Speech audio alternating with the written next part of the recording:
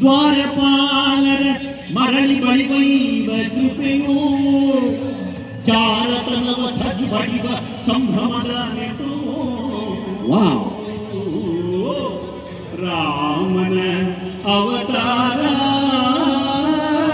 ರಘುಕುಲ ಸೋಮನ ಅವತಾರ ರಾಮನ ಅವತಾರ ರಘುಕುಲ ಸೋಮನ ಅವತಾರ ರಾಮನ ಅವತಾರ ಇದು ಆಯ್ತು.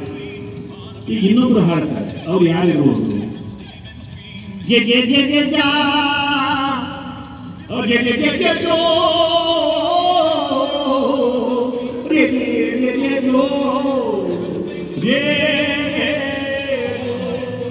ತರವಲ್ಲ ತಗೀನ ತಂಬೂರಿ ಸ್ವರ ಬರಲೇ ಬಾರಿಸ ಹೀರೋ ತಂಬೂರಿ ತರವಲ್ಲ ತಗೀನ ತಂಬೂರಿ ಸ್ವರ ಬರಲೇ ಬಾರಿಸ ಹೀರೋ ತಂಬೂರಿ ಸರಸ ಸಂಗೀತದ ಕುರುಹುಗಳ ನಿಜತೆ ಬರದೇ ಬಾರಿಸ ಹೀರೋ ತಂಬೂರಿ. ಯಾರಿದು? ಅಶ್ವತ್ಥ. ಈಗ ನಿಮಗೆ ತುಂಬಾ ಇಂಪಾರ್ಟೆಂಟ್ ಆದವರು ಒಬ್ರು ಇದ್ದಾರೆ. ಅವರು ಕೂಡ ಹಳೆಯ ಹಾಡುಗಳನ್ನ ಹಾಡ್ತಾ ಇರ್ತದ್ದು. ಅವರೆಲ್ಲರೂ ನೀವು ಸಿನಿಮಾಗಳಲ್ಲಿ ನೋಡಿರ್ತೀರಿ. ಯಾವ ಸಿನಿಮಾಗಳಲ್ಲಿ? ನೀವು ಜಾಕಿ ಚೈನ್ ಸಿನಿಮಾ ನೋಡಿದಿರಲ್ವಾ?